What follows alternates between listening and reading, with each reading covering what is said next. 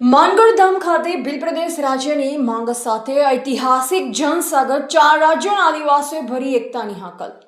રાજસ્થાનના બાંસવાડા જિલ્લામાં આવેલા ઐતિહાસિક માનગઢ ધામ ખાતે ભીલ પ્રદેશ રાજ્યની માંગને લઈ વિશાળ આદિવાસી મહાસંમેલન યોજાયું હતું. આ કાર્યક્રમમાં ગુજરાત, રાજસ્થાન, મધ્યપ્રદેશ અને મહારાષ્ટ્ર સહિત 4 રાજ્યમાંથી અંદાજે 10,000થી વધુ આદિવાસી સમાજના લોકો ઉપસ્થિત રહ્યા. કાર્યક્રમ દરમિયાન ભીલ પ્રદેશ સંદેશ યાત્રાનું આયોજન કરવામાં આવ્યું અને અલગ ભીલ પ્રદેશ રાજ્યની માંગને ફરી એકવાર મજબૂતીથી રજૂ કરવામાં આવી. ઉપસ્થિત આગેવાનોને સમાજજનોએ જણાવ્યું કે આ માંગ આદિવાસી સમાજની ઓળખ, સંસ્કૃતિ, સ્વાભિમાન અને બંધારણીય અધિકારો સાથે જોડાયેલ છે.